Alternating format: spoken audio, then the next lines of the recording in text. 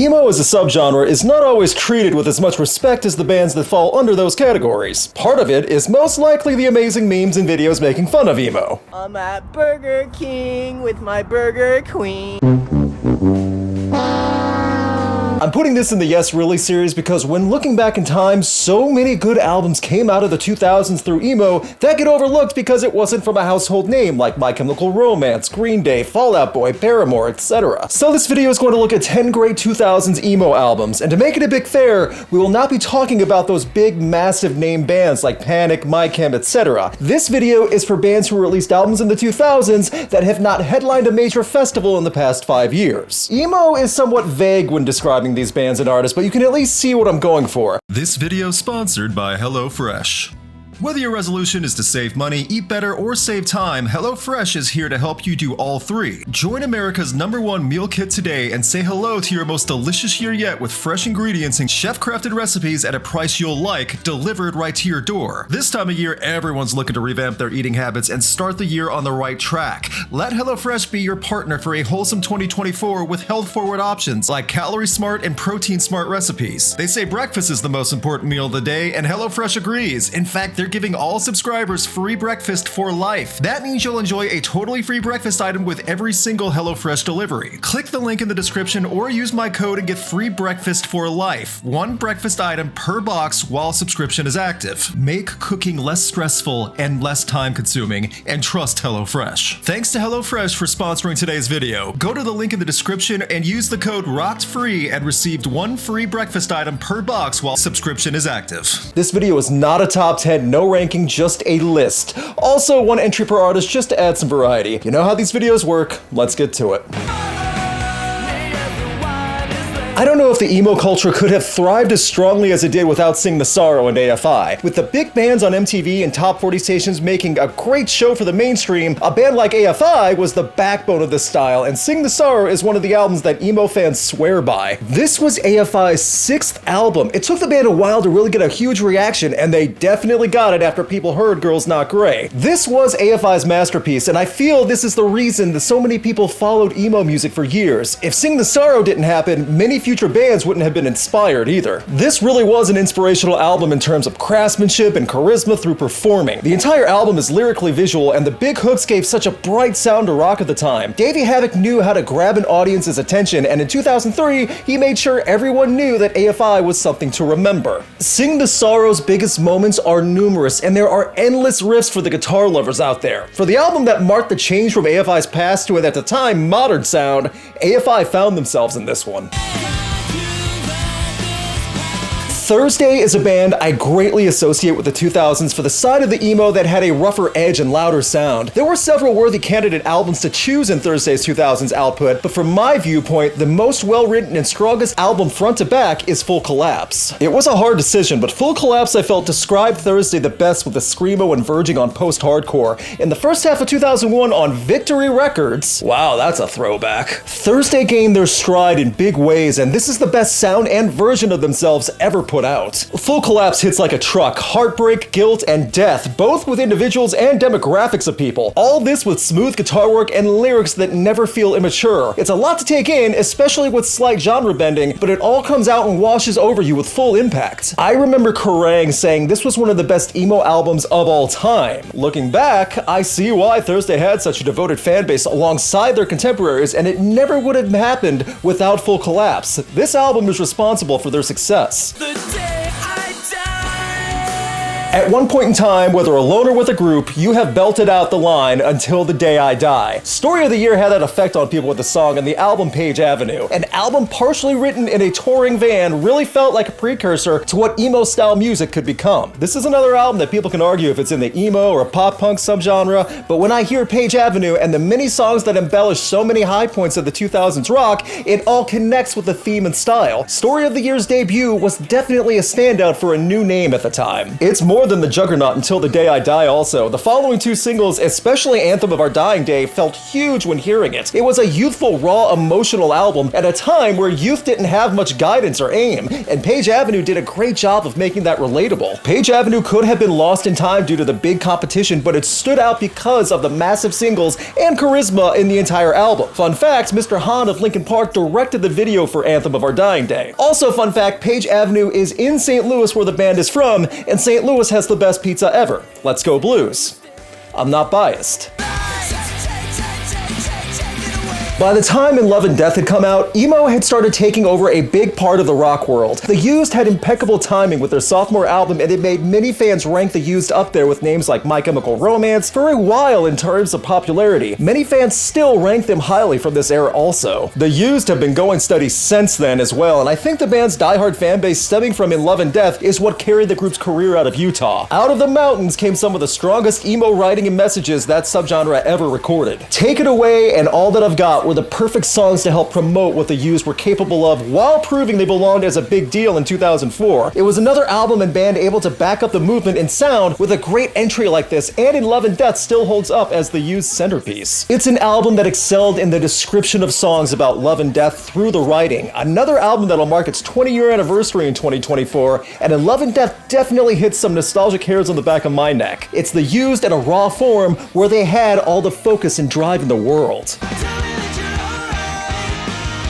Motion City Soundtrack is another group that doesn't get the respect it deserves coming out of the 2000s and making their own take on emo writing and performing. Commit This to Memory wasn't misery and grief as it was self-deprecation and snark. That alone makes it stand out in a great way. Motion City's different take proved emo could be much more than wailing in the moonlight with angst. There was energy and expressive playing and lyrics and a different outlook on the bleak side of life. But no matter how bleak the topics are looked at, it's almost at an overhead view of your own life. The speed of the music always keeps stepping, and Commit This to Memory doesn't allow you to stay still. It's quick and snappy music without being blaring or over the top. You can feel the pulse as this short 39-minute runtime breezes by, and it makes you feel more alive as a result. The way you can connect and relate to Commit This to Memory like this is astounding, considering it's not that bombastic emo explosion of an album. What's written as a personal list, just about every listener can relate to Motion City Soundtrack here, and on this album at least one time.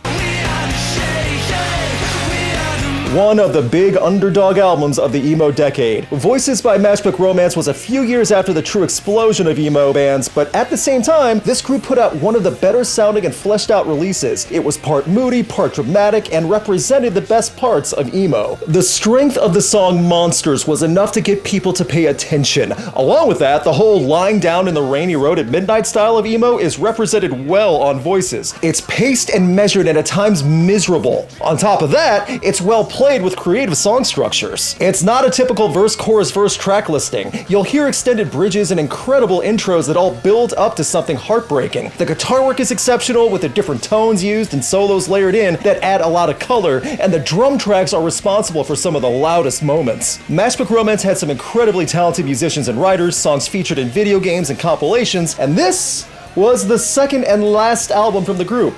Sometimes a good thing cannot last. That's also an emo sentiment now that I think about it.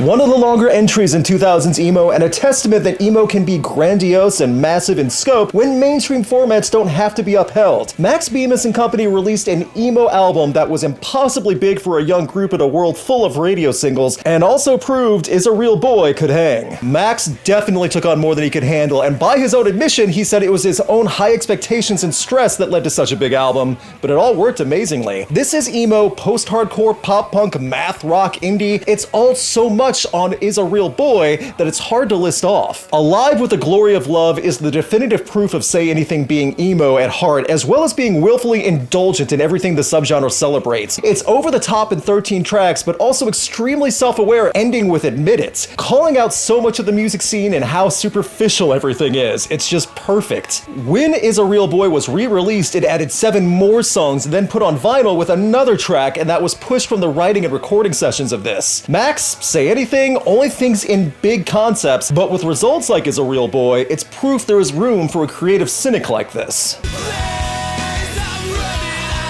Taking Back Sunday is another group that rode the wave of success due to the dedicated fan base stemming from 2000s emo. Those fans really did tell all their friends about Tell All Your Friends. It's part emo wordplay and part having fun making music, which despite the appearance of emo, worked well here. I think Cute without the E and the video was instantly responsible for making longtime fans in 2002 of Taking Back Sunday. There's something about the performance paired with the wordplay throughout a song like that, and all of Tell All Your Friends that drew in such a devoted fan base for a young group. This was Taking Back Sunday's debut, and what a way to get yourself noticed. This was another Victory Records release that the shelf life for this 2002 release was long, considering the singles were released over a year apart. But it was the live performances and this band playing their hearts out that won over city after city. In true debut album fashion from a young band, Tell All Your Friends was recorded in less than 2 weeks with borrowed equipment. The wordplay, the back and forth singing, it was so much to take in, and it made the band stand out for good reasons. They weren't trying to duplicate anything, they were making something their own.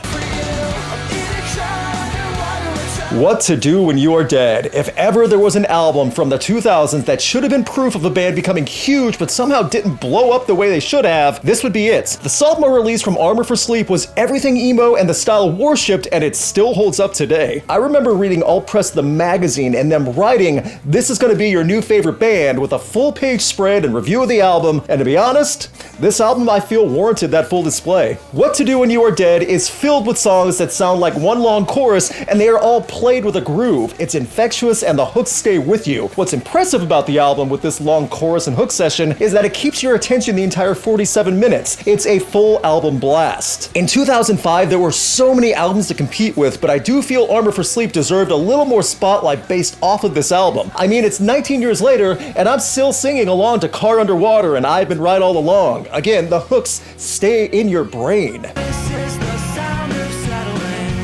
While Death Cab for Cutie would venture away from the emo style over time, 2003's Transatlanticism was a proper flag bearer for the subgenre. This was emo slowed down a step and given time to breathe and sink in. It was a classier, refined version of emo that proved this music could be for more than adolescents. This was not the theatrical flash and dazzle emo. It was the lie down in the middle of the street in the rain at midnight emo.